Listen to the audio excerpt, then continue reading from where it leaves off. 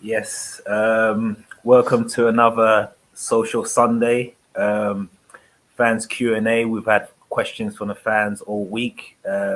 Today we've got Blackburn captain Bradley Johnson, who I know very well. And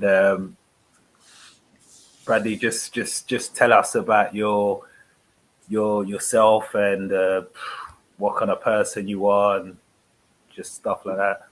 Yeah, no, man, no, it's good to see you and speak to you again. Thanks for having me on here.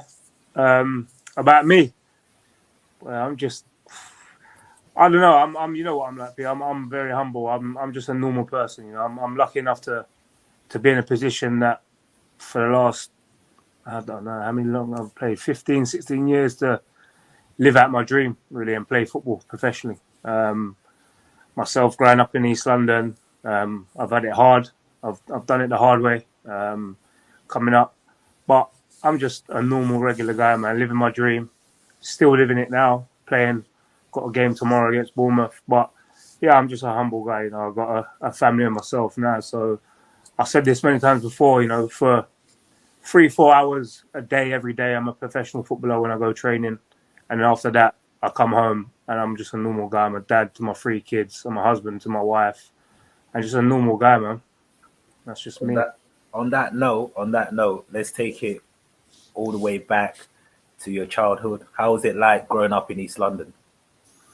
Yeah, I had a good childhood. I grew up in Hackney, East London, an estate called Nightingale Estate. Um, didn't Obviously when I grew up, football was I wanted as soon as I could walk. My dad said that I was kicking the ball and stuff like that. I grew up in an estate with my mum, my dad, my sister, my brother. Lived in a flat in Nightingale, and yeah, from when I could walk, my dad always says that I wanted to kick a football, but I've got an older brother who's 8 years older than me. And growing up, it's like if you have older brothers, you just want to be like them. And at that time, growing up, my older brother was in a motorbike display team called the Imps. So from 3 or 4, going to watch my older brother in the display team, I just wanted to be like him. I wanted to join the team, and I used to love motorbikes. I still do to this day. And I ended up joining the team at 5 years old, the motorbike display team. Oh, really? Yeah. So everyone says to me, "Oh, have you played football from young?" I didn't start playing football till I was 9, 10 years old. Um, Obviously, I loved football. I played it in my estate whenever I could with my friends on the decks, we used to call them, and in the cage. But growing up from, like you say, them young ages from 5 to 10, all I was interested in was motorbikes, and I was in that display team. But coming up to like 9 years old, 10 years old, I started taking football serious. And the motorbike display team and the football sort of started colliding. We were training on a Saturday with the motorbike team, but then the team I joined at the time also were training on a Saturday. So I got to about 9, 9 and a half, 10, and my dad just said to me, "Look, you can't do both. Choose one. What do you want to do?" And that was at 9 years old. And looking back at it now, obviously it was a big decision, because if I chose motorbikes, I would have went into that. But luckily enough for me, I chose football, and it was always something I wanted to do. But the motorbikes were because my older brother was in there. I wanted to be like him. So at 10 years old, I chose to go and play football for a local team, and I went over to a team that you know well, in Ord FC. I started there at 10 years old, and first year I think I played for them for 2 seasons. And first season, believe it or not, I was a striker, and I was pretty good. I was quick, but our team was good. Our team, we had like myself, Charlie Daniels, Colin Kazim Richards. We all grew up in the same area, and we all joined the same team. And our team was really good. Kieran Richardson used to play as well. And within the first 2 years, I got scouted by Arsenal. And growing up in East London, all my family are Arsenal fans. I'm an Arsenal fan. So, when they asked me, do I want to sign, I think it was 2 years scholarship forms or something like that, I bit their hand off. It was a dream come true for me at 10 years old, getting asked by Arsenal to sign a 2-year contract. So I done that left my Sunday league team, left Wood, and went to Arsenal. And I was at Arsenal for 5 years, all the way from 10 till 15. I just want to tap in. Do you know when you was playing when you was 10 years old? I know you said how like you was influenced by your brother. Yeah. Was there anything else that was getting you into football? Any other influences? Yeah, my cousins. I had cousins, older cousins, and one of my cousins, Leon, he was a good footballer. He used to play for a team called Semrab, and he was at Charlton. So when I signed for Arsenal, he was at Charlton at the time. So and you know where I lived in Nightingale, my cousin lived in Pembury Estate, and it was just literally across Hackney Downs Park.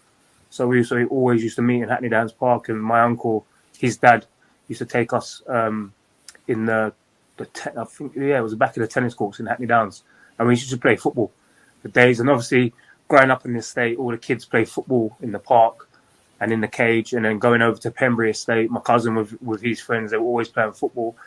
And the thing as well, what helped me is that my cousin was older than me, so I was always playing with older kids.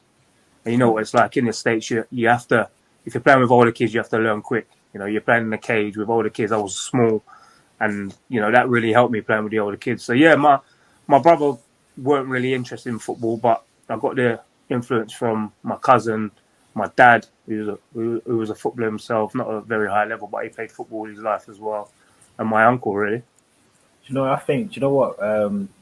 From our generation, because a lot of us were playing with older kids. Do you think that's gone out of the game a little bit? Yeah, I think everything like that has gone out, because you go to the States now, you don't really see kids out playing football. You don't see times have changed. You've always got this social media, and you've got PlayStations, you've got all the computers. We never had that back in the day. You know, it was literally, you used to go to your friend's house, knock on the door, ask them if they're allowed to come out and play, and you'd go out. We used to have bikes. We'd go out on the bikes. Everyone would meet in the cage, and you're playing football until your mum or your dad shouts from the window saying dinner's ready, and then you're going up for dinner and you're asking if you can go out, or you have to come in. On our estate, it was, I think the lamppost used to come on, the lights used to come on about 7 o'clock, and that was my curfew. So as soon as the lamppost come on, I knew I had to go home. So, but yeah, I think times have changed though. As I just touched on there, you know, kids have got all these computers where they sit inside and they can play with their friends in their own room online, like play multiplayer games or Call of Duty or FIFA, play their friends online. We never had any of that. So our fun was playing out on the streets until whenever we could. So yeah, it has changed, and I think, you know, a lot of, like as I said there, you go to the States now and you don't see many kids playing about, you know, by themselves or anything like that. I think times have changed, you know, the world's changed, and you know, I was lucky enough, and we were lucky enough to grow up in that generation where, you know, where I grew up on the estate, it was very community based, so everyone knew everyone, and you know, we'd go out on the estate, and as I said there, I'd go to my friend's house. My mum would know where I was. We had no mobile phones, but everyone would know where you were. So yeah, so now I think that's times mad have when changed. you think about it now, you know. It is. It's crazy. Like I said, now I've got 3 kids myself, and I wouldn't let them out play on the streets until, you know, when the lampposts come on. But as I said, there times has changed, and you know, it's crazy. Looking back and thinking about it now, what we were allowed to do, and you know, it was a safe environment. But you know, things have changed now, and you know, like the estates nowadays have got a bad name. But you know, like growing up where I grew up, like I loved every bit of it, and I think it's obviously made me into the person and player I am today. Yeah, regarding you joining Arsenal, I know when I joined QPR, I was absolutely gassed. But I'm just thinking how you would have been, the club that you support. How was your emotions at that young age? What was you feeling when you was like about to go there, and just everything? Yeah, I was over the moon. As I said there, I'm an Arsenal fan. I still am to this day. All my family were Arsenal fans. To be asked to go to them, and you know, I remember going down there. My first day was, we used to train at Highbury, the old stadium, the JVC Centre. And before training, we'd be in the boxes looking down on the Highbury pitch, you know. And obviously, Arsenal were a massive club then, and sometimes we'd be training. You can see the players leaving from the car park. So I remember, I think my first week at the JVC Centre, I'll see like Overmars and Pires, and I was like, wow, these guys are my heroes. Like, and seeing them, and yeah, joining Arsenal, like I was like so happy. 10-year-old being, as I said, there living out my dream, and at that young age, you do think, oh yeah, this is it, I've made it. But you know, life happens and twists and turns, and it weren't all smooth sailing for me. But the 5 years I was at Arsenal, like, I really enjoyed it. I just want to dig into that sort of 5 years. So that 5 years at Arsenal, what was it like? In terms of the training, your lifestyle outside of football, with regarding your friends, and obviously you said you was in Hackney. So how was all of that at a young age?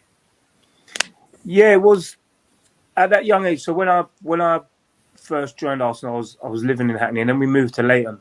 I moved to Leighton, moved just down the road on Lea Bridge Road. And obviously, training-wise, we were training twice or 3 times a week, I think it was, at the JVC Centre, and then playing on the weekends. But then you know what it's like growing up in like the estates and the community. Everyone knew who I was, and everyone knew Bradley Johnson. He plays for Arsenal, so it was like I was a superstar at 11 years old, 12 years old. Like everyone knew who. Was that pressure though? Yeah, well, I found that out when I got released, so we'll go on to that. But growing up, being 12, 13, going to primary school, and because I had to change schools when I moved from Hackney to Leighton, I changed school. I went to another primary school. And obviously going into the primary school, everyone says, oh, that boy plays for Arsenal. So it was like, I'm walking in there and everyone's thinking I'm a superstar. You know, at 12 years old, like 11 years old, oh, he plays for Arsenal. Everyone wanted to play football, and I'm at Arsenal. And there weren't many people in my primary school who like played football at such a high level. So it was I say it was good, because I was going into school. Everyone wanted to be your friend. Everyone wants to know. So I had no problems.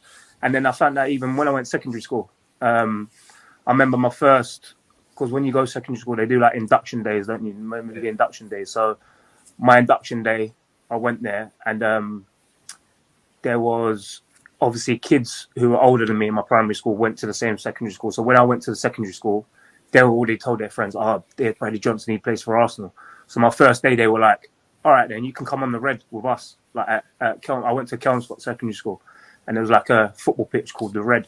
So they was like, oh yeah, you can come on the Red. And obviously they went to see what I was like playing football. And I went there, and obviously I was a year 7. I was playing with year 9s, year 10s, and running rings around them. And so obviously that brought me attention. Everyone's like, oh, you're so good at football. And then from my first day in secondary school, everyone was like, oh, that's Bradley Johnson, he plays for Arsenal. Like, they not gave me respect, but, and I'm not being big-headed or everyone wanted to be my friend, but I got that, not celebrity status, but I got that sort of like recognition. Like I got accepted at such a young, like, because it's going into secondary school scary. So my first day going there, I come home and I was buzzing. I was like, Mum, I was playing with the year 10s. I was playing with the year 9s. They all know my name. Like, everyone knew my name. And like, yeah, it was good. But I think then that can sort of hinder you later on, because, as I said there, I was there for 5 years. My school life, growing up in the school, I wasn't really interested in school at all, because I was at Arsenal, and that got to my head a little bit, because every time I was in school, I was like, I'm going to be a footballer. And all the teachers knew I played for Arsenal. They was like, you're not going to make it. You know, you get them sort of teachers. My PE teacher was horrible at that school. He was horrible. He was like, you're not going to make it. You're going to be doing this and doing that. And I was like, no, I'm not. I'm going to be a footballer. You know, any kids like who at academies from a young age, my dream was to play football. And I was at Arsenal, and I was like, no, I'm playing football. But so yeah, I think the school teachers got a bit annoyed with me, because I weren't really concentrating on my schoolwork and stuff, and all I wanted to do was play football. Like every break time, every lunchtime, I was playing football. Every minute I got, I was playing football. I was walking down the corridors with my ball, doing kick-ups and like just playing football. Every minute I got at school, I didn't care about the work. People were like staying behind and doing extra for work. I was going straight out and playing football. And at the time, being at Arsenal, I wasn't allowed to play for the school team. And I think because of that, the PE teachers like resent me even more and stuff like that. And I think it is tough. I've heard Andros Townsend, Troy, his dad speak not so long ago, and he's saying the same thing. When you grow up in schools in East London, not just East London, anywhere, when you grow up in schools and you're at academies, the school can be funny with you. And I found that out because whenever I got in trouble at school, instead of calling my mum and dad, the school would call Arsenal. So they were trying to punish me, which is rightly so. I was misbehaving. So they were trying to punish me, but punish me with taking away my football. So instead of calling my mum and dad and saying Bradley's been misbehaving, they were calling Arsenal, going straight to Arsenal and calling Liam Brady, saying Bradley's been misbehaving in school. And then they put me on reports. And then I had to report back to Arsenal how I was behaving in school and how I was doing in lessons, which, looking back now, it was a good thing because obviously education is key and Arsenal wanted me to concentrate on my education. But, you tell any young kid who's growing up in secondary school, who's at an academy and they think they've made it already, that they're not going to be, they'll just turn around and say, no, I'm going to be a footballer. I don't care if you do this or do that, I'm going to play football. And I know I shouldn't have been thinking like that, but, I was a kid growing up, as I said there, living my dream and playing for my boyhood club. So, I found that bit hard in school. I felt everyone was like wanting me to fail. Like my teachers, every time I got in trouble, as I said, they was calling Arsenal and they wanted to take away what I love doing. So they instead of my mum and dad punishing me at home and telling me off or stuff, they wanted Arsenal to punish me and stop me playing football. They knew that that's the only way they could get to me, and it worked. Because when Arsenal pulled me in for a meeting and sat down my mum and dad and said, look, he needs to behave at school, otherwise he's not going to play for us. And, that did give me a kick up the bum. And I did start behaving at school. But then I got to 14, I think I was in year 9, 14, 15, and it was time where they were giving out scholarships and I didn't get one. So I got released from Arsenal. So then going back to school. How did you deal with that though? Yeah, I was heartbroken. I remember the phone call like it was yesterday. I remember sitting in my house, and because it was around the time you knew you was getting a phone call, so that we were all speaking, like my friends. I had my good friend Ryan Smith at the time. We was phoning each other saying, "Oh, as Roy Massey, the guy was the academy director, he was like, has he phoned you yet?" I was like, no. So we were all waiting for the calls, and I got the call. And then my dad took the phone call, but he walked out of the room. So he walked out of the room, took the phone call. Obviously, I was trying to listen. And then he come back in the room, and I could just see it on his face. As soon as he walked in the room, I looked at his face, and I knew it weren't good news. And I just burst out crying. I was crying for about 3-4 days. I was heartbroken. And then after that, I tried to go at trial at other clubs. I tried to go Charlton and Watford, but they're already given out their YTs, their scholarships, sorry. So they said no. And that hurt me again, going to Charlton and Watford. Like at that time, they were smaller clubs than Arsenal. So I was thinking, I should get a contract there. And it didn't happen. And then again, going back to school, getting released, everyone knew I got released. So it was like I went back to school and I just felt all the teachers were laughing at me. Like, you got released. You're not going to be this footballer anymore. And like, I was heartbroken. And then how was it like, sorry to cut you off, but I want to really get into this one. How was it like at home, and was there someone helping you? Because there's a lot of things going on in your life at this point. Yeah. Were there any support or anything like that? Well, yeah, my parents were fully supportive of me, But growing up, my mum and dad were always there for me, supporting me through football. But they were never, like pushy parents. So my dad just let me always do what I wanted to do. He would never ever force me to do anything. If I didn't want to go football, he'd say, "Okay, that's fine." And it was come to a point where my dad was like, "What do you want to do now?" And he made a few phone calls, got me the trial at Charlton, then got me the trial at Watford, and then that rejection from both of them, it knocked my confidence even more. And then my dad was like, "Oh, what do you want to do now?" And I was like, "I don't want to do nothing. I just want to go back to my Sunday league team." He was like, "Do you want to go back to your Sunday league team?" I was like, yeah, I don't want to go to another professional club, because I was scared of that rejection. So my dad was never ever pushy. He's always supportive. So whatever I wanted to do, he'd always support me. And he said to me, look, I'm not going to push you or anything, but whatever you do, whatever you choose to do, just give it 100% at whatever you do. And, that's something that I try and implement on my kids now. Like, I'm never going to push them, but whatever they choose to do, I've always told them, give it 100% and I'll always support you. So that's what my mum and dad were very supportive of me in that way. As I said, they're 15, my brother moved out, so I didn't have my older brother to speak to. So it was mainly my mum and my dad, really. After I got released, he took me on evenings up training with Charlton for 4 weeks. Then he took me to Watford training. So he was always taking me here, there and everywhere. And then it come to a point where, as I said there, I was scared of the rejection. And I just chose to not put myself in that situation. I didn't want to go anywhere else. I just wanted to hibernate and take some time out and try and go back to my Sunday league team. And then he made the phone call to Trevor Bailey and said, can Bradley come back to Interwood? And he said, yeah. And then, going back to Interwood, I found that hard as well. Because I remember leaving Interwood at 10 years old, being the main guy, scoring all his goals and everything, leaving there at 10, coming back at 15. Everyone was expecting me to be the Bradley Johnson I was when I left. But when I went to Arsenal, I started playing left midfield, left back, centre midfield. Whereas Sunday league team, I was a striker. And you never ever play any other position. But when you go to academy, they adapt you to play all different positions to find your perfect position. So I found myself playing left wing at Arsenal. But then, again, one of the reasons, I didn't say this, one of the reasons why Arsenal said they released me because of my size. I was small. And I didn't have a growth spurt until I was about 18, 17. So I went back to my Sunday league team at 15. Yeah, 15, I went back to Interwood just about a couple months after getting released from Arsenal. Bear in mind, I was still small. So going back to, it's not like academy football where it's all about technical and passing the ball and receiving the ball. Going back to Interwood where it's grassroots, it's just pure physical strength. And I couldn't hack it. So I went back to Interwood, and the expectation of everyone, even the players, the parents, were like, "Oh, Bradley's back." They were buzzing. "Oh, Bradley's coming back. He's going to score again, another 30 goals this season." But I weren't the same player.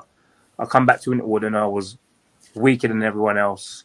I weren't as quick as everyone because going back to grassroots football, everyone, as I said, there was just strong physical players. They were all strong, quick, and I even found that hard. So. Yeah, that sort of knocked my confidence even more going back to my Sunday league team. And as I said there, and that time at school when I got released from Arsenal, it was only, I think, a couple of months after the next time I got in trouble at school. They had no one to call. They couldn't call Arsenal because I got kicked out of Arsenal. So the school, but it wasn't even a bad thing that I got in trouble for. And they just excluded me. I got kicked out of school at 15. They kicked me out. What was in your thought process then? Obviously things are not going well. You're not at Arsenal anymore. You got kicked out of school. What's going on in your head at the minute? I just felt like I just resented everyone. I just went into a shell, and you know what? I went back where I found not loved, because obviously I was loved at home. I had my mum, my dad growing up, my brother, my sister, but I just felt loved going back to my friends from my estate. And I went back to them and I just wanted to hang around with my friends. I wasn't interested in football or nothing. Sometimes I didn't even want to go football. And that's just me, because being at Arsenal for 5 years, thinking you're going to make it, and then all of a sudden it just stops. I just fell out. As I said, I was heartbroken. I didn't want the rejection. I found it hard going back to my Sunday league team with not being the Bradley Johnson that I was. And I just felt that comfort with being my friends on the street, on my estate, hanging around with my friends from school. And, that's where I found, not my confidence again, but I just felt I was in my comfort zone, being with my friends. There's no pressure, they accepted me for being me, not Bradley Johnson, the footballer. They accepted me for being Brad, growing up with them, knowing. And I just went back there and said, look, I'm just going to hang around with my friends now and just enjoy myself. I was still playing football, as I said there, for my Sunday league team. But, growing up on the estate, you get not distractions, but there was a lot going on the estate. Some days when I had training, I'd rather go and hang around with my friends and play football with my friends, or go to the park, just go on bike rides with my friends. I just wanted to do that. And, I not fell in that little trap, but I just found myself hanging around on the street again with my friends. And when I got kicked out of school, that knocked me back as well. And as I said there, I sort of like resented it. I didn't want to do nothing. And I was just hanging around with my friends on the streets, like just being with my friends on the estate. But people say, everyone talks about it now, they were gangs and stuff like that. But I was never in a gang. They were just my friends who grew up from the same estate as me. And we were just a group of boys and girls just hanging around on the street. People nowadays would call them gangs, but we were just, kids who grew up on an estate, and we just hung around together. And that's where, from 15 till probably about 16 and a half, 17, I was just hanging around with my friends. I enrolled in a college, done a college course, and just found myself hanging around with my friends, going to college, going home, hanging around with my friends, going to college. And then I got caught up in, obviously the wrong place at the wrong time, really. And at 16, because when you're younger and you're hanging around on the estates, you're oblivious to what goes on. So obviously from where I'm from, the estate that I was hanging around from, there was not gang war, but there was like fights between other estates and stuff. And I think me growing up on that estate and everyone in the area knowing who I was, I got caught up in the wrong place at the wrong time, and I ended up getting rushed and I got stabbed in my leg at 16. Was that the time when you was at college? Yeah. Because I remember, because we went to the same college, by the way, and I remember you came, and everyone was just like, "Oh yeah, that's the guy that used to play for Arsenal."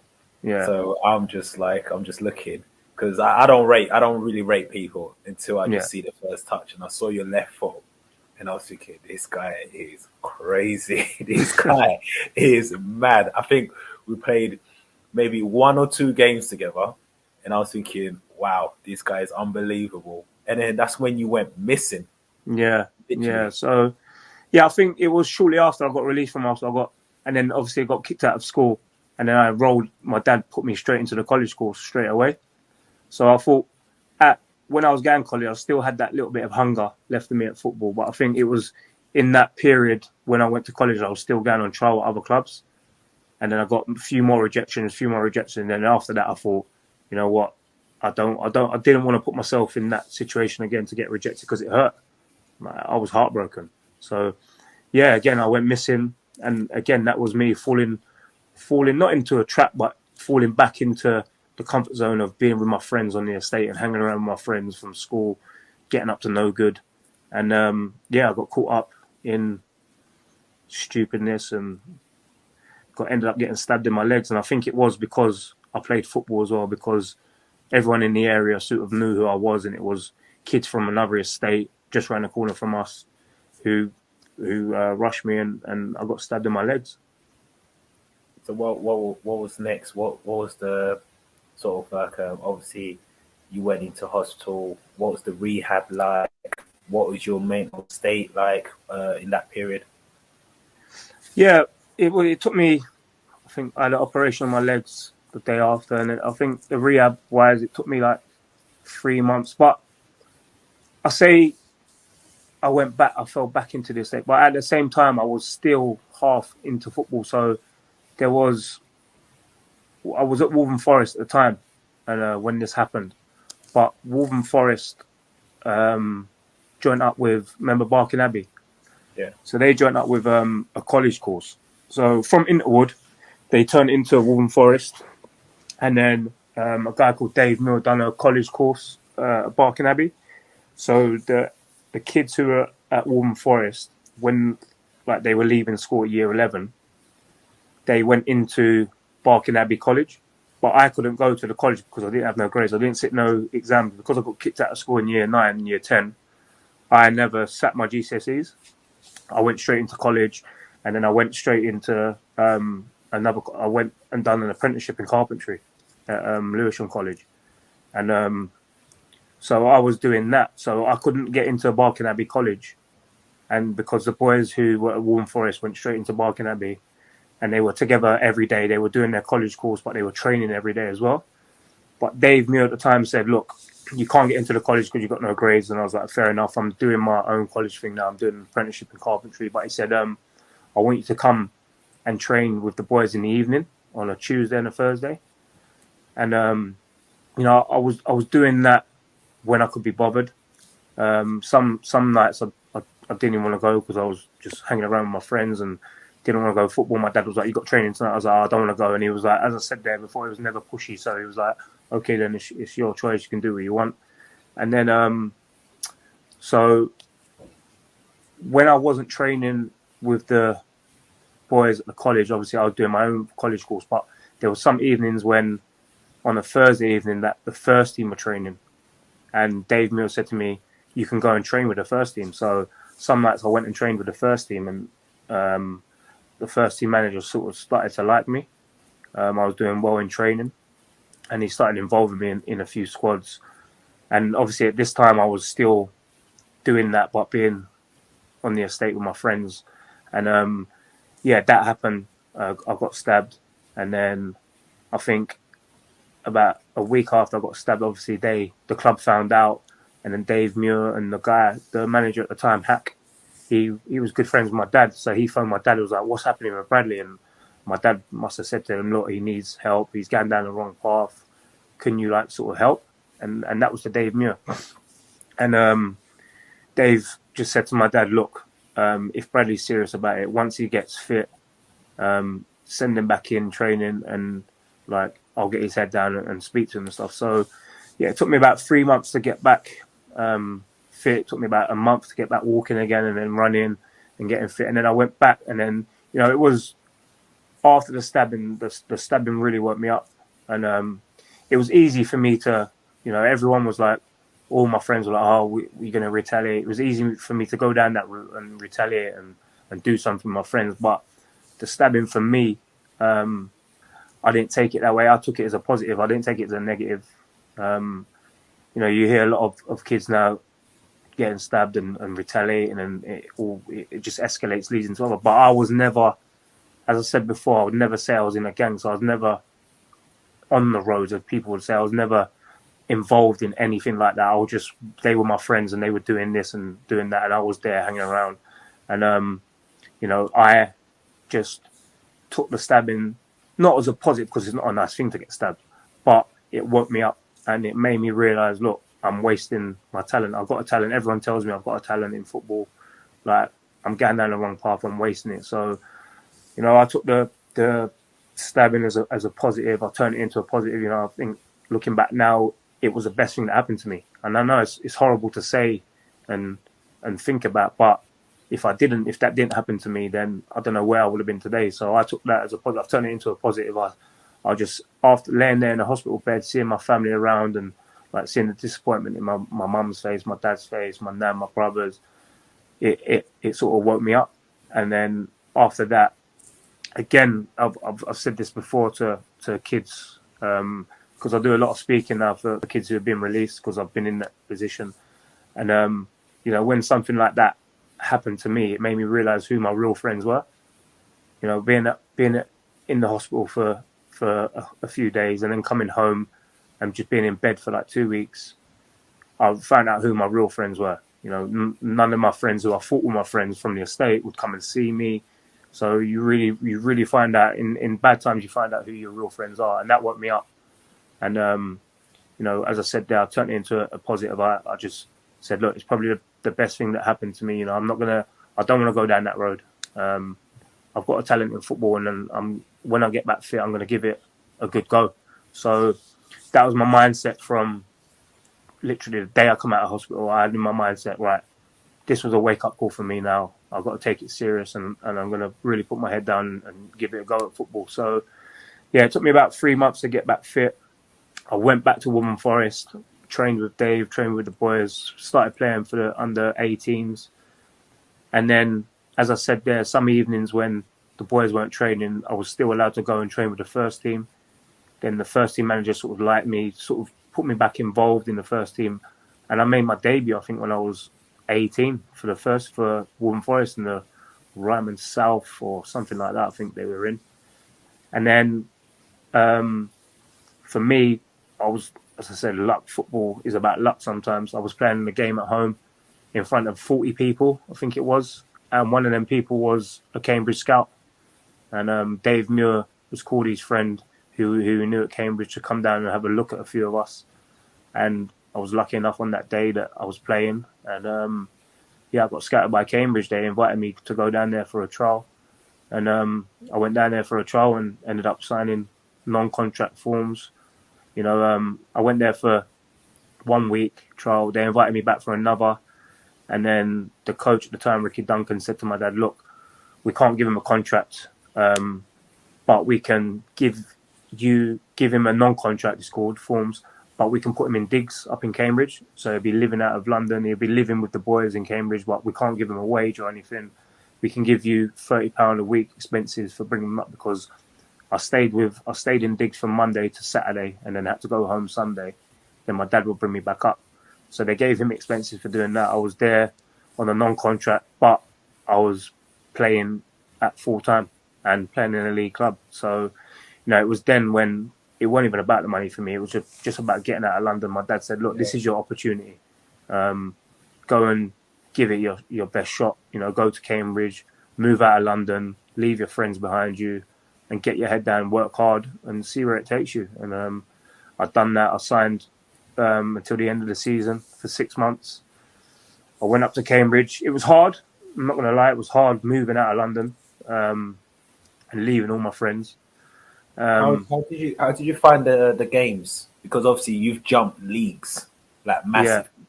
How did you find? You know what? I think being in, and I say this to all the kids all the time at clubs. When I was in the Premier League with Norwich, I said to the kids there, go out on loan and play. I think the best thing for me was where I was playing and training with the first team at Waltham Forest. When I went to Cambridge, they put me obviously back with the youth team. I didn't sign a professional there. I went with the youth team. So me having that little 2-month period, 3-month period with the first team at Waltham Forest helped me massively when I went to the youth team at Cambridge. Helped me massively. And, I didn't find it easy. It weren't easy. It was hard because obviously the game was a lot quicker. It weren't as physical because obviously I was playing men's football. So Ryman League is tough physically. So it weren't hard for me physically. It was just the speed of the game, technical side of the game, which I learned quick. But I think that window of me playing for 2-3 months men's football helped me going into a professional club at youth team level. It helped me massively playing men's football. And so I signed for 6 months at Cambridge, moved up there, left London, and got my head down, worked hard, played in the youth team there. And within 3 months then, I got called up to the first team, training with the first team. And then after 4 months, I was involved in a few squads with the first team. And then I remember I made my debut against Scunthorpe for Cambridge and played my first league game at 18. Yeah, because I remember at Cambridge, you scored a few goals, man. You scored a few bangers, man. Talk me through obviously your time at Cambridge, because obviously you're out of London. It's because I know when I went Swindon, it was it's not far from London, but it just felt like a different country. So yeah, it was. That transition. I found it hard leaving London. Growing up, as I said, there always going back to the estate and the community vibe that I grew up in. Everyone knowing everyone. Going to Cambridge where it was it's great, city living. I was used to being in London in the estate, growing up in a busy multicultural area. Obviously in Hackney, and you got your Jamaicans, you got your Indians, you got every sort of race you've got growing up. Where when I went to Cambridge, it was predominantly white.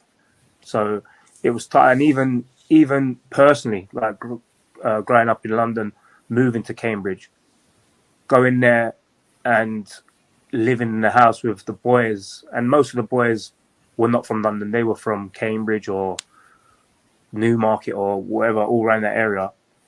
They'd never seen anyone like me, and it was like I went there and they were like, "Why do you talk like that?" Or "Why do you dress like that?" It was hard, and obviously I didn't understand the football banter, which I understand now. I've been in the game a long time. I didn't understand that, so they were sort of doing things in the house where, but hiding your stuff and taking your stuff, and they call it banter. But where I grew up, I never ever experienced that as a kid. So I found myself sort of not fighting physically, but always fighting with the boys because I didn't get it. And you know what it's like in football. If you, like the banter-wise thing, if you bite, the more you bite, the more they do it to you. So I found that hard. Growing up, living in the house with 22 lads, it was like the banter, speaking the way I spoke, they always say, "Oh, you speak like you're from London." I was like, "Yeah, I'm from London." Right. And then banter-wise, that like, you know what it's like. Growing up, if someone said to you at 16 or 13, 14, if someone said to you in school, "Your mum," you're fighting. You know what I mean? So, but mum and dad banter and all that in football, it's like it's normal. So when the first time someone said to me, "Oh yeah, your mum's this," in the house, I was like, "What?" I was like, "You just say my mum," and like, I wanted to fight them. But you know, I learned quickly to not settle myself because I never changed, but I learned quickly to adapt to it and take it not take it on the chin, because I never let them take the mick out of me, but I sort of put my foot down early enough to not let them get away with it as such. But I sort of learnt the sort of lingo, the football banter that sometimes you've got to accept. And I found that hard, leaving London, being in a house with 22 kids, no one growing up from where I grew up from. I found that hard. But living-wise, it wasn't so bad because I went up there and my main focus was just playing football. So we lived in the house. I went training, ate lunch at training, then trained again, double session, come home, and I just stayed in my house, kept myself to myself, stayed in the house. All I was focused on was training. So I was going there, training, going back to the house, resting, sleeping, going training. A few of the boys, the older boys at the time, could drive, and a few of them were going out and stuff, but I was never interested in that. I just went there to get my head down and give it my last shot at football. And, you know, I went there, got my head down and broke into the first team within 3 months. So you've gone from Waltham Forest, 40 people watching you, to how many in Cambridge? How did that feel? Yeah, it was surreal. I remember the first game, I don't know how many Cambridge held. I think it's like something like 8,000 or 10,000 or something. But yeah, going from, it was great. I remember warming up the fans, and I remember when I come on, I was so nervous, so nervous, man. But again, I sort of got my head down and went there that's something I wanted to do. So when I first went there and watched the first team game, I was like blown away. I was like, wow, I want to be playing. So I had that focus in my mind that this is what I want. And when I did get it, I wasn't going to let nerves or anything like hold me back. Obviously, I was nervous coming on, but as soon as I come on and touch the ball first, got my first touch, I was fine after that. Because I never knew about this journey, because I just saw you just jumping. I didn't know about this whole journey in it, so I'm intrigued. That's why I'm asking so many questions. If you don't mind me saying, I was playing at QPR at the time, and I was still watching what you was doing because obviously I knew you from college. Yeah, and I was so interested in your sort of like your journey, and I used to see you as the Frank Lampard of the lower leagues because your goals, like everything, you're just a goal scoring midfielder. So your goals got you that move to Northampton, wasn't it? Northampton, yeah. It's funny you say that because growing up, obviously he was one of my favourite players, man, Frank Lampard. As I said, I was a midfielder. Like when I was a forward when I was younger. I went to Arsenal as a midfielder, and then when I went to Cambridge, that's when they put me centre midfield. And I felt, growing up, being a young boy, scoring a lot of goals. I love scoring goals, and I felt, as I said there, 18, I sort of hit a growth spurt, and then I was more powerful. And then because I was a striker when I was younger, I just loved scoring goals. I was always in the box, so I worked on that. I always looked at like midfielders who score goals, and him and Gerrard obviously were the best two in this country at it. So yeah, it's funny you say that about Lampard and trying to compare. I'm not going to sit here and say, yeah, I was the lower league Frank Lampard, because I was nowhere near it. But I watched a lot of Frank Lampard, and going forward, I was lucky enough to play underneath him, and he was my manager 2 years ago. So at this moment, you're in Northampton. So do you know how like you've moved from Cambridge? So you've had a massive move from Cambridge, and like you was in the right place at the right time. Yeah. So now you've earned your place in Northampton. So what's going through your mind, your thought process right now regarding your progress? Yeah, it was a big step for me going to Northampton, because as you said there, that was my first really move that I felt that I earned, because I did. They didn't pay any money for me or anything, but they signed me, and I signed my first contract I've ever signed at Northampton. I've signed my first professional contract. So when they offered me the contract, it was like a big relief for my family. My family was so happy for me. I was so happy, and it was like being my dad, seeing my journey. And my dad was always my dad. I keep on saying about my dad. My dad grounded me in every single way. Never ever let my feet get off the ground after what happened to me at Arsenal. I think I probably got carried away when I was a kid, thinking I was going to make it. So after that, my dad always kept me grounded. And when I signed my first professional contract, I remember going up there with my family, my mum, my dad, and signing it. And then we went for a meal after. And my dad just sat me down, and I'd never forget these words. And he was like, listen, this is where the hard work starts now. All that hard work you've done, yeah, like well done for getting your head down and getting yourself in a position now, but it's nothing now. This is where the hard work starts. You signed your contract, but you got to kick on now again. And that's my mentality going forward from there. You know, I was happy that I got the pro contract, but in the back of my mind, I thought, this ain't it now. This is where the hard work really starts. And yeah, I remember signing for Northampton, moving from Cambridge to Northampton, being out of London. Because at the time when I left Cambridge, before I signed for Northampton, it was out of Southend and Northampton I was going to sign for. And Southend offered me more money and the same years, but then Southend offered me more money, but I'd have to live at home, so I'd have to move back to London. And then Northampton offered me less money, but they offered me a flat to live in Northampton with another player. And again, living in London, I never ever wanted to do that again. So it weren't even, I didn't care about the money or anything. It was just living out of London. So I went to Northampton. I didn't even ring back Southend and say, I'm coming to you or anything. So we just signed for Northampton. And then, yeah, when I signed the contract, it was sort of like the hard work starts now. And that was my mentality going in there. You know, I was still only 18, 19. And going into the first team now, I was 19, 18. And normally when you're 19, 18, you're still a second-year scholar or a third-year scholar.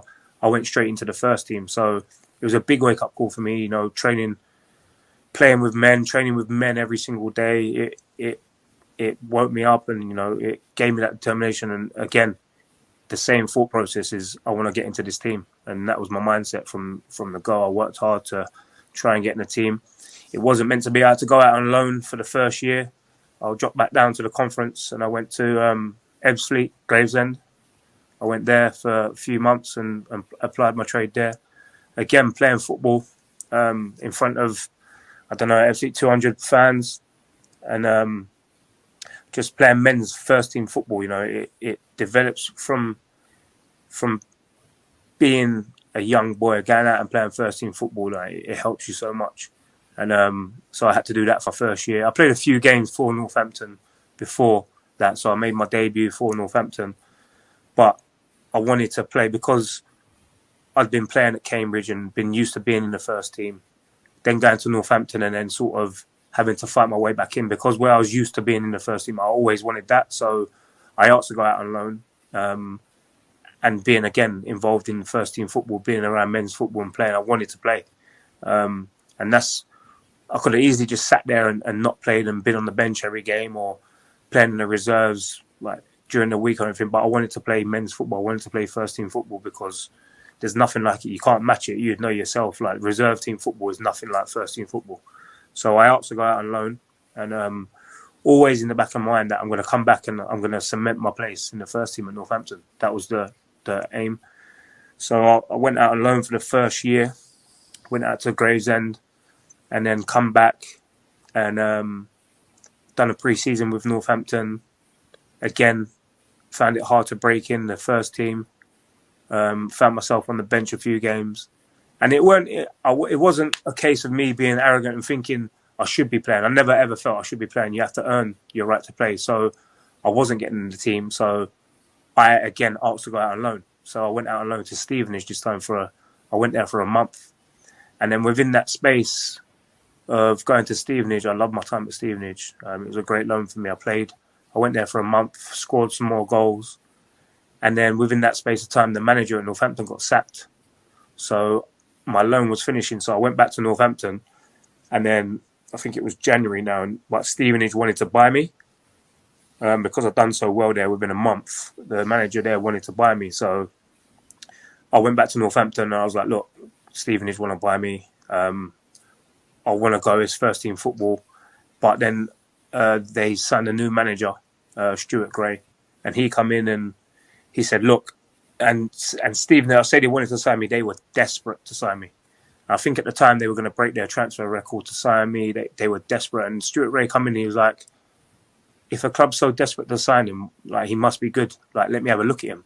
So I think the chairman at the time at Northampton was willing to accept the bid because they got me for nothing. I was only there for a year and a half and they were going to get good money for me. But Stuart Gray come in and he said, look, if a club is so desperate for him, he must be good. Let me have a look at him. So I remember Stuart Gray sitting me down and said to me, look, I know Stevenage want you. I know you want to go there and play first team football, but would you play here? And I was like, listen, Gaffer, I'd play anywhere. I just want to play football. And he was like, okay, then train this week and let me have a look at you and we'll go from there. So I trained that whole week, come the game day on the Saturday. I remember going in on Friday morning and Stuart Gray pulled me and went, you're playing tomorrow. And I was like, what? He's like, yeah, you're straight in the team. And I was like, okay. So I played Tranmere away it was. I played that game for Northampton. And then after the game, on the Monday morning, he pulled me and said, you're not going anywhere. I was like, huh? He was like, no, you're not. I'm not selling you. You're not going nowhere. And after that, I played every single game for Stuart Gray at Northampton. And that's where I really kicked on. Do you know what? Regarding that, I just want to know, training-wise, how was you progressing? Like, how was training at that level? Because the reason why I asked that, is because when you made your next move, you was unreal. I'm not even joking. You was unreal, and I'm talking about like midfield sergeant. You was unreal. So I just want to know what tweaked it. Like, where was the turning point? Because you stepped up the gear at that point. Yeah. For me, anyway. No, for me, training, I sort of had that attitude of train how you play. Like every day for me in training, I gave 100% every single day. I wanted to be the best trainer. I wanted to be the best player there. I wanted to be the best trainer. So, growing up at such a young age, I always go back to my Waltham Forest days, breaking into the first team there at 17 and thinking I was a player and like having a little bit of attitude. That got kicked out of me straight away. I went into first team football and thought, yeah, this is good. I'm good enough to be here. I'm probably better than some of you, but they kicked that out of me straight away. I got bollocked by the first team players there at Waltham Forest. And, that put me in the right stage. I wanted to go there. I knew I had a talent at a young age, but with talent, without hard work, you don't get nowhere. So, I always go back to my Waltham Forest days. That was not the turning point, but that was the days that, when I was going into training, I wanted to be the best player. I wanted to prove to these old men that I am better than you and I deserve to be here.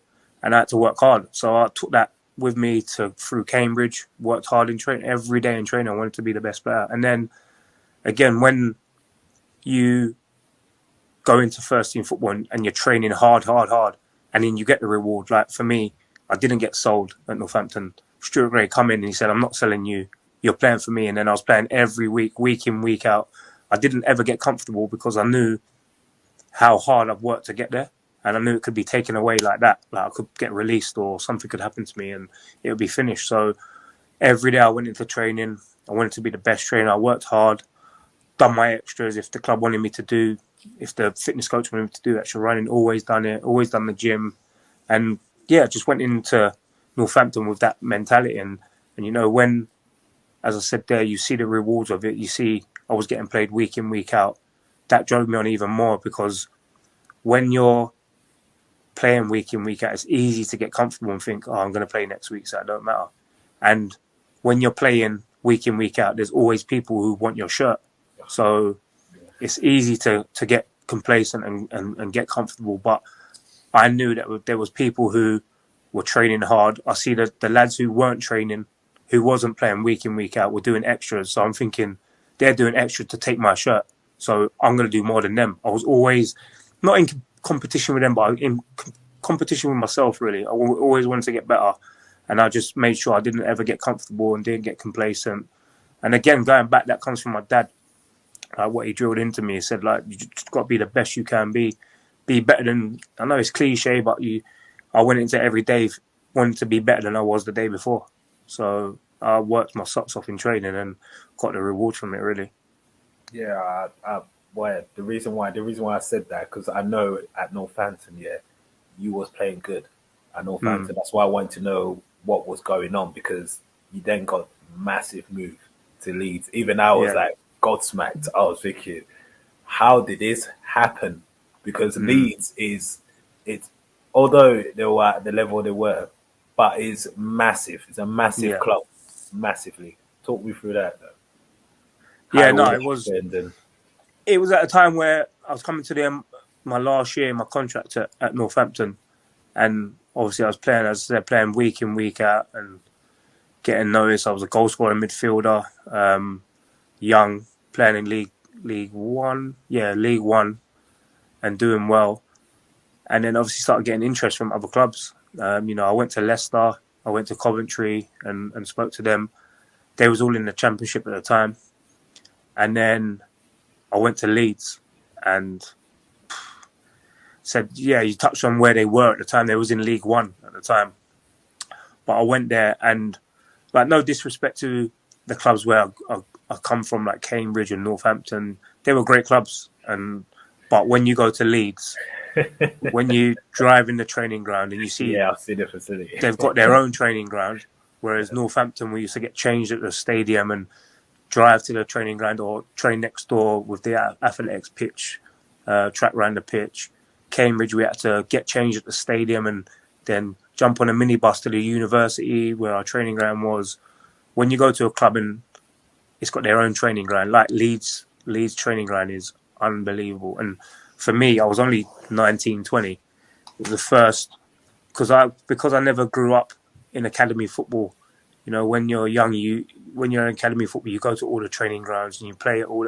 I never had any of that. So Leeds was the first training ground that I ever saw. And I went there and, I was blown away. And obviously at the time they was in League One. They were doing well. Dennis Wise was the manager, another Londoner. And I just felt loved there. And, when I went to watch them for the first time in League One, there's getting 26, 27,000 fans. It was a no-brainer. And, it was just, again, one of the moves that, people might sit back and think, oh, yeah, this is it. I made it now. But it was never the case. I always went there with that attitude again of, well, I've got a big move, but this ain't over yet. I've still got again, the hard work starts again. Having Dennis Wise as a manager, and he was a centre midfielder as well from London, how was that for you? Was it benefit? Yeah, it was good. He was good when I was signing. He was funny. Like, it was good. He was one of the main reasons why I signed there. But then he left 2 weeks after I signed. Crazy. Yeah. What were you thinking? Yeah, I know. Yeah, no, I was gutted that he left because I wanted to work with him, and all the boys there, we had a few Londoners in that league squad. We had Jermaine Beckford, Leon Constantine, we had Trezor Candle, and they all loved him. Dennis Wise was like the man. They loved him. And then when he left, everyone was heartbroken, not just me. Like I've just signed there and I'm thinking, wow, what's going on? But everyone was heartbroken because he was so good. But he left there and then like a new manager come in and it was the same again. It was a case that it weren't for me. Yeah, I got my move, but you know, as again, no disrespect to Northampton, but the levels went up in training, the games levels went up, so that pushed me on even more. Like, you know, I'm going into training and I was training with Torre Andre Flo. Do you remember him, the Chelsea striker? Yeah. And I've never seen, like, obviously I used to watch that guy on Match of the Day playing for Chelsea, and I'm like, wow, I'm training with him now. There was a guy called Alan Thompson from Celtic. Like, there was big players there. Jermaine Beckford, massive player. There was big players there. And I was thinking, wow, this is the level. And I remember my first training session, I was blown away, like, by the pace and like the skill of the players. And I was thinking, I'm just a kid from League One, like, coming here. Although there was in League One, but the quality was just a different level. So, yeah, again, that pushed me on to, again, be the best player there and try and get into the first team there. I know for a fact, yeah, that because I know it happened to me when I was at QPR, and then the Italian guys came over with all the money just the year before they went into the Premier League. Yeah. And I saw some different level cars coming in, and I just knew, oh my gosh, this is mad. I know when you went into that Leeds car park, yeah, it's a totally different cat of fish to Northampton car park, right? Yeah, crazy. Like, for me, when you're in League One and League Two, growing up young lad, you're like, oh, I can't wait to one day hopefully make it and buy myself a Range Rover and everything. Going into Leeds car park, it was like they're sponsored by a Range Rover. There was about 20 Range Rover, and I'm there rolling up in my 1.2 Corsa. But no, it was just, again, for me, it was just like seeing them things drove me on even more to not want them, because they're all materialistic things. I'm not materialistic at all, but it just drove me on to, it was another level. Like, them things like that drive you on. Like being in the training ground where they've got their own gym, they've got their own swimming pool, jacuzzi, sauna, their own canteen, where I've never ever experienced that before. Like, having them things there, I appreciate them, and I made sure I used them to the best I can. Like, recovery wise, I was in the pool when I could, jacuzzi, right? Recover. I've never ever had that before I went to Leeds, so I appreciated it more. And then again, with my dad in the back of my head, in my ear, saying, listen, it could get taken away from you at any time. So I just got my head down and worked hard. You know, talk me through promotion. Yeah, crazy. And that feeling, yeah, going to the championship and stuff. Yeah, like it was, you know, it was obviously the best feeling I had in football at that moment in time. Obviously, I've been promoted after that later on in my career, but that day, playing in a sellout crowd at Ellen Road, I think there was like 40,000 people there, and the way the game went, you know, we were losing, and then we equalised, and then Beck scored the winning goal in like the 82nd minute. Man, it was crazy. The fans come running on the pitch. Leeds fans were, well, they're fanatic. They're crazy fans, and they're one of the best. They're the best, probably the best fans I've ever played for. It was unreal, the promotion, and yeah, I've got a photo in my house of me getting lifted up by the fans on the pitch with my hand in the air when we're getting promoted. Like, and just talking about it now, it brings back memories and goosebumps and stuff there. The promotion day was one of the best days of my career thus far, up to that far. I mean, the journey so far from a couple of hours ago when you was just telling me about going through the struggles and everything like that, and then being promoted, fans lifting you up, playing like in front of X amount of fans. It just shows you that football is hit and miss. You can be somewhere 1 minute, and then you can be nowhere the next minute. It's just, you just have to stay consistent. You can't drop off. Yeah, you have to. For me, yeah, part of it is luck, but I believe in the harder you work, the luckier you get. And, you know, I've had to work hard to get to where I am now. I still work hard every day now in training. I want to be the best trainer. Still now to this day, I'm 34 years old and I'm training with 18-year-olds. And I'm thinking still want to be the best trainer. I should try and outrun them and stuff. So, you know, it comes with a lot of hard work and sacrifice. But again, as you just said there, I know that, like you said there, football can come and it can be taken away with you within a second. So I've always had that in the back of my mind. That's why I think a lot of people like say I'm so humble. I think I am humble because I know how hard I've worked to get here, and I know that I ain't got anywhere like yet. I've still got to work hard and go into training and want to be the best player. Although, yeah, I've played like 600 and odd games, but I still want to play more. I want to play another 600 games. I know I probably won't, but until my legs tell me I can't run no more, I'm going to be out on that football pitch and playing for as long as I can. You know, that's one of the things I admire about you, yeah, because I know how it is starting off football young. Because me personally, from playing when you're so young, from like literally debut at 17 and then just still playing, it's hard to keep that hunger. It's hard to keep that sort and then of there's a lot of stuff that goes on in football that not many people know, like the politics-wise, where, you know, a manager might come in and he don't like the way you play or he don't like you as a person. And, you know, they can just throw you with the kids and make you train there. You know, I've been there in my career. I've had managers who don't like me, but in the end, with the way I work and my attitude, I've won them round. And I've said that to kids before. I said, football is about opinions. And just because one person's opinion might not like you, it don't mean the whole of other people might not like you. Do you know what I mean? So football's about opinions, and, you know, some people are going to like you. It's just like life. Some people are going to like you, some people are not. But, you know, no one can ever say that I ain't worked hard for what I've achieved or what I'm still doing now. No one can ever take that away from me, that I didn't work for it, because every day in training I work hard. And, you know, there's managers who I've never given a manager an excuse to say you don't work hard in training, because some managers pick their teams off of training. So I'm never going to give a manager an excuse to say you've not been working hard enough in training, that's why I'm not playing you. I'm going to leave it in their hands to say I don't like you or you don't fit in my team. It's never going to be you ain't working hard enough in training or you're not working hard enough in a game. It's always going to be on their call saying that you don't fit my team or I don't think you're good enough. That's all. No one can ever say to me that you're not working hard enough. Well, I'm going to quick fire some of the questions that the fans have asked, yeah?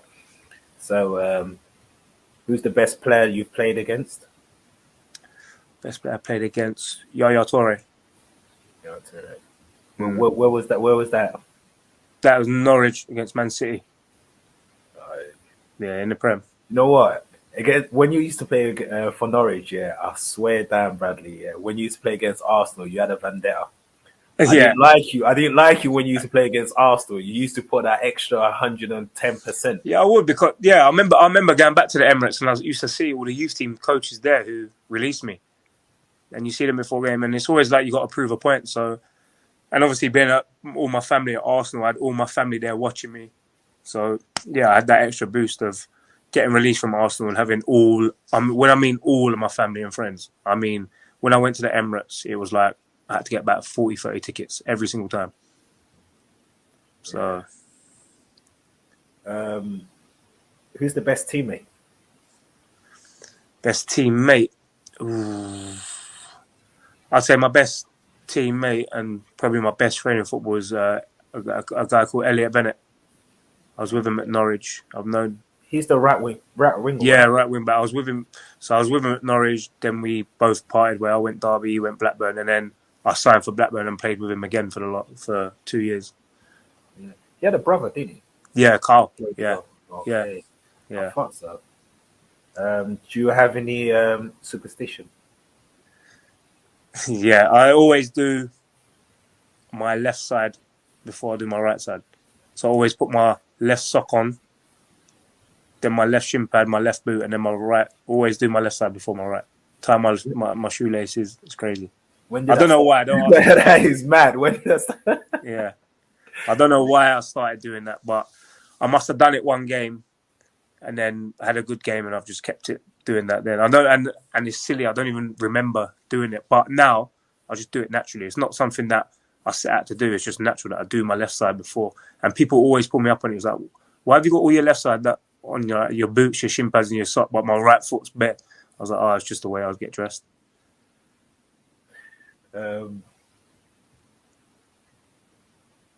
What's your best goal?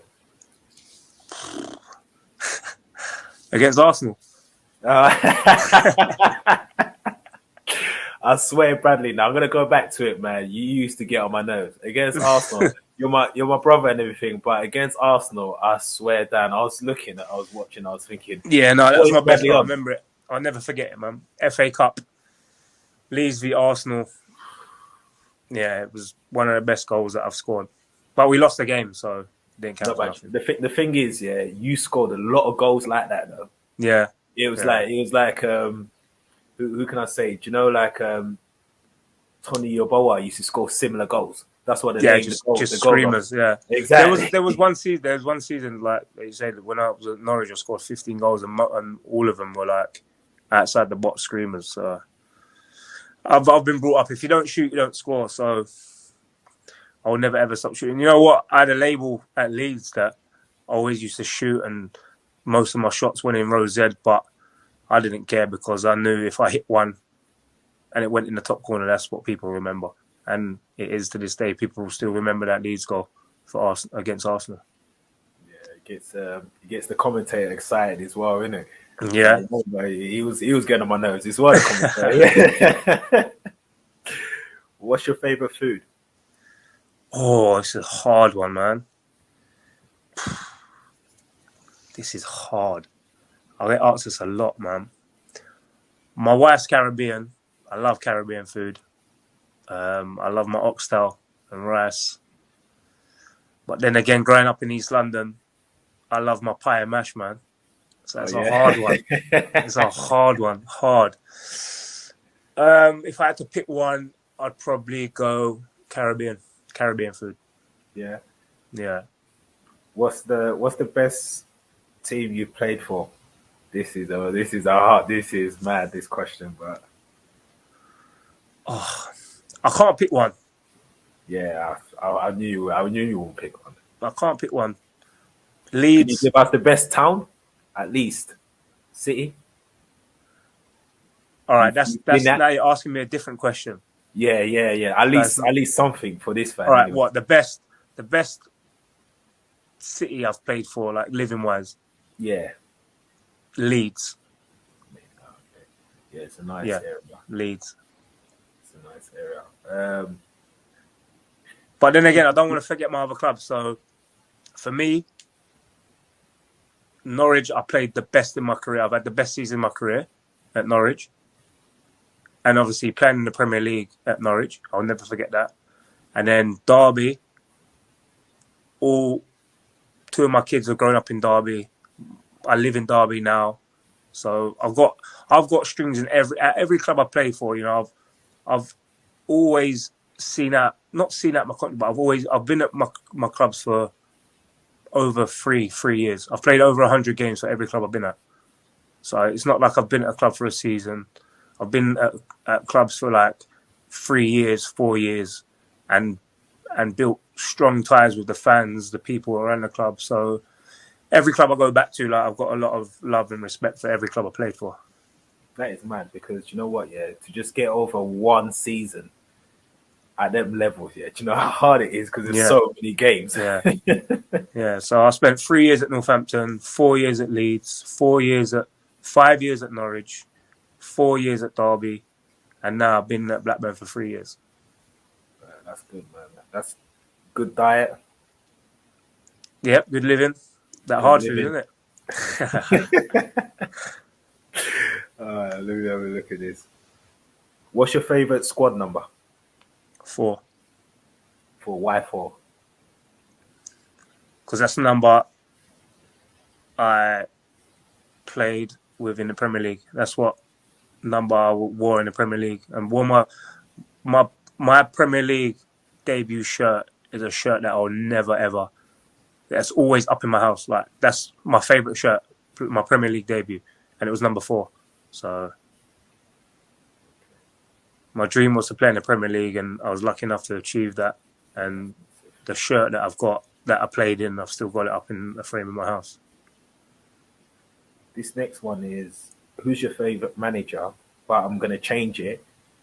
I'm going to change it to which manager got the best out of you? I think that's... Ooh. Which one manager got the best?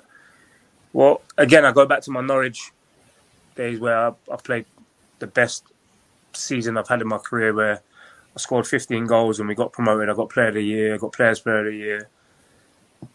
And that was under Alex Neil.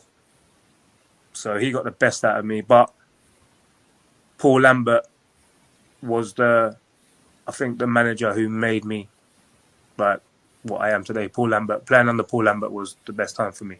He was the manager he was the manager who signed me for Norwich when they was in the Premier League. Why is that? Is his man management? It's just man management, yeah, and like the way he got us playing as a team. You know, he got everyone together. No one was ever above their station. Like the team spirit he built was fantastic. And again, playing in the Premier League, I think we finished 12th underneath him in the Premier League for Norwich. I got into the England provisional squad underneath him, and like he was so good for me, like speaking and helping me through like my early stages in my career in the Premier League. You know what? I didn't talk about that. How was that though, man? How was that getting a call? God, it was surreal, man. I thought it was a wind up. So when I got the phone call from the secretary at our club, I got a phone call saying, Bradley, you're in the England provisional squad. I thought it was one of the boys winding me up, because we at Norwich there was a good group. I was just touched on there. The team spirit at Norwich was a joke, and Robert Snodgrass was always a prankster, caller, and I'd lived with him and I knew he called. So I thought it was him calling me up, and I was like, yeah, good one. And I hung up. Then they called me back, and it was actually the secretary, Andy. But I thought it was Snoddy, so I kept on hanging up on him. And then he called me back. He's like, Bradley, don't answer. I'm being serious. It's Andy from Norwich City here. And I was like, yeah, go on. He's like, you're in it. And I was like, I don't believe you. Send me like proof. So then he sent me a photo of the letter. And then I went in the next day, and then they showed me the official letter from the FA that Fabio Capello picked me in his provisional squad. But it was getting cut on the Sunday, and I didn't make the final cut. But I've still got that letter to... You know, that I can sit here and say I was even thought about playing for England, for my country, under Fabio Capello, and then, you know, he didn't pick me for that squad. And he was like, keep on playing well, and you'll be involved in the next one. And unfortunately, he left. He got the sack after that, so that dream went down the window. But I've got the official FA headed letter framed up in my house, and I'm in the provisional England squad. That's massive. And at that period as well, under Capello, there were some really good players at that time. I even though I didn't go or anything, like when I got the phone call, I couldn't sleep that night, because I'm thinking, oh my God, if I have to go and I'm turning up with players like Lampard and Gerrard and John Terry, I was shitting myself. But it didn't come to fruition, so it didn't. But yeah, when I got the phone call that night, I couldn't sleep, thinking, "Oh my God, I might have to train with these sort of players." Just getting the call up, would just make you think, "Come on," because those players, that's unreal. They're going for Ballon d'Ors. Yeah, they're on the list for Ballon d'Ors. And there's me, Bradley Johnson from East London. Like, nah, it's surreal. Do you know what I mean? I'm not going to keep you, because I know you got a game tomorrow. Yeah. Just finally, you know what I'm doing with Waltham Cross, creating this platform, creating this team, community team. What's your output regarding that, as being like a fan, my friend, being a fan? Yeah, no, I think, as I said before we was on live, like I said, I think it's great what you're doing, because, again, growing up, we didn't have anything like what you're doing. So it can only benefit the kids growing up in our sort of local area. We never had anything like what you're doing. And again, I always go back to my days of playing first team football in front of fans, you never know who you're playing in front of. So, you're giving these kids a platform to perform. And again, like, you're doing stuff like this, and it's going to create fans to come and watch. And these kids, these players don't ever know who's going to come and watch. And, one of them could be lucky enough to play for Waltham Cross and maybe get picked up by a league club. But I think it's great what you're doing. And I'm supportive of it because, local area, and I love what you're doing, trying to help out the local kids, and just keep on going back to, we never had anything like this, and it can only be good for them, and I'm sure they'll appreciate it. Bradley, you know what? Yeah, you brought back memories. It was Went down memory lane, man. We went way back. It was a pleasure speaking to you. No problem, man. I hope you carry on playing for another 60 games, like 600 games. Maybe I'll get a few down at Waltham Cross when I'm 38, yeah?